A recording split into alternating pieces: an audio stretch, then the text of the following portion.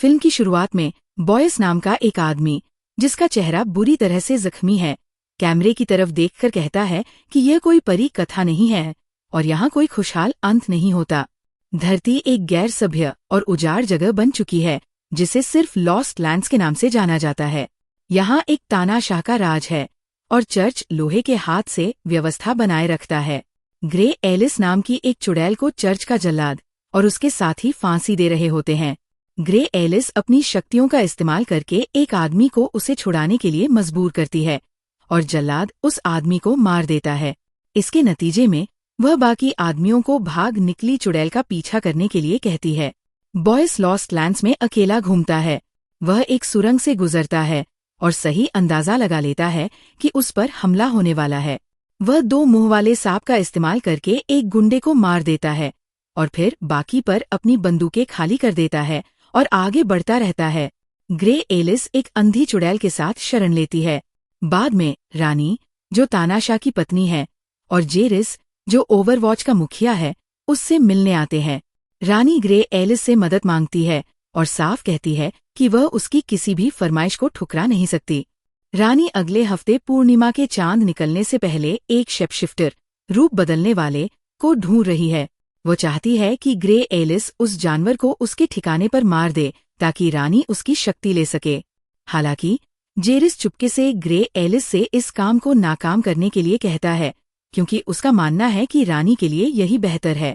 फिर grey Alice अपनी शक्तियों का इस्तेमाल करके शेपशिफ्टर के दिमाग में झांककर उसे ढूंढती है। रानी तानाशाह से नफरत करती है, जो बीमार है और मरने के करीब है। बॉयस उसके जाने से पहले उसका गुप्त प्रेमी था। ग्रे एलिस उसे एक पब में पाती है और शेपशिफ्टर को ढूंढने में उसकी मदद मांगती है। वह उस प्राणी को साडर, धूसर भेड़िया के रूप में जानता है। इस बीच जल्लाद पैट्रियार्क के साथ काम कर रही है, जो तानाशाह की सेवा करता है, लेकिन उसे और रानी को उखाड़ फेंकने की गुप्त योजनाएं बना रहा है। पैट्रियार्क जल्लाद और उसके साथियों को ग्रे एलिस को ढूंढने, उसे कबूलनामा करने के लिए मजबूर करने और फिर उसे फांसी देने के लिए भेजता है। ग्रे एलिस और बॉयस लॉस्ट लैंड्स के रास्ते पर निकल पड़ते हैं। वे पहले बॉयस के पुराने दोस्तों रॉस और मारा से मिलते हैं। बाद में बॉयस मारा के साथ सोता है, इससे पहले कि वह और ग्रे एलिस आगे बढ़े। जल्लाद और उसके गुंडे बाद में रॉस और मारा को पकड़ लेते हैं और ग्रे एलिस और बॉयस के ठिकाने के बारे में जानकारी के लिए उन्हें टॉर्चर करते हैं। मारा उन्हें बताती है कि वे स्कल रिवर की ओर जा रहे हैं, लेकिन वे रॉस को मार देते हैं और मारा को अपने साथ ले जाते हैं। दोनों बाद में बॉयस के दूसरे दोस्त साइरस की तलाश करते हैं, लेकिन उसे चर्च ने फांसी दे दी है। बॉयस और ग्रे एलिस जल्लाद और उसके गुंडों को पाते हैं, जिन्होंने अपनी आंखें ढक रखी हैं ताकि ग्रे एलिस की शक्तियां उन पर काम न करें। जल्लाद फिर मारा को सिर में गोली मार देता है, सिर्फ बॉयस के जख्मों पर नमक छिड़कने के लिए। वह और ग्रे एलिस गुंडों के साथ बंदूक की लड़ाई में पड़ जाते हैं, जो सभी उनका पीछा एक एयर ट्राम तक करते हैं और लगभग सभी नीचे गिरकर मर जाते हैं।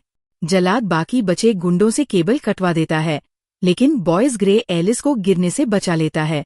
जल्लाद बॉयस के हाथ में गोली मार देता है, लेकिन ग्रे एलिस स्निपर लेंस के जरिए अपनी शक्तियों का इस्तेमाल करने में कामयाब हो जाती है, जिससे वह बॉयस को बचा पाती है और भाग जाती है। ग्रे एलिस और बॉयस अपनी यात्रा जारी रखते हैं और पेड़ जैसे राक्षसों का सामना करते हैं। वे आग के घेरे में खुद को बचाने की कोशिश करते हैं, लेकिन राक्षसों का नेता ग्रे एलिस को पहचानता है और कहता है कि उसे वापस नहीं आना चाहिए था। वह एक भ्रम का जादू करती है, जिससे राक्षस आग की लपटों में फट जाते हैं। वह बॉयस से कहती है कि वह मुसीबत है और उस पर भरोसा नहीं किया जाना चाहिए। रानी तानाशाह को तकिए से दबाकर मार डालती है, उसे ये बताने के बाद कि वह बॉयस के बच्चे से गर्भवती है। पैट्रियार्क तानाशाह की मौत की घोषणा करता है, लेकिन वह रानी को मारने की अपनी योजनाओं को आगे बढ़ाता है। जल्लाद और उसके गुंडे एक ट्रेन पर ग्रे एलिस की ओर बढ़ते हैं। वह सुरंगों से बाहर और ऊंचाई पर नष्ट हो चुकी पटरियों के अंत की ओर भागती है। ग्रे एलिस को बॉयस बचा लेता है, जबकि जल्लाद और उसके गुंडे ट्रेन के गिरने और विस्फोट होने से मर जाते हैं।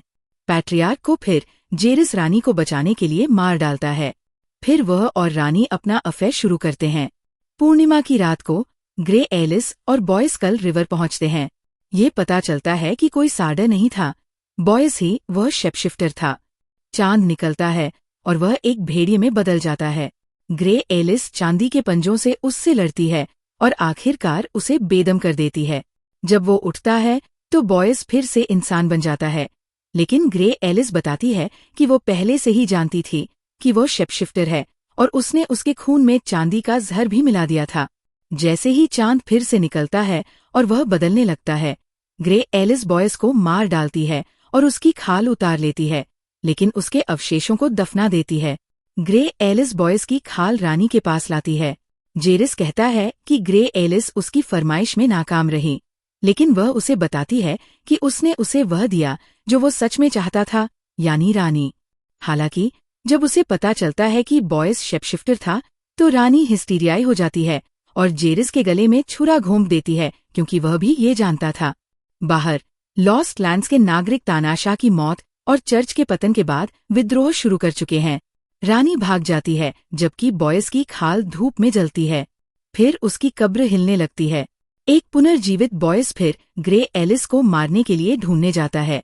वह तब कहती है कि उसे उसके वापस आने का इंतजार था, जैसे कि वो जानती थी कि विद्रोह होगा। बॉयस और ग्रे एलिस फिर मिलकर लॉस्ट लैंड्स में घूमने और एक साथ शिकार करने का फैसला करते हैं।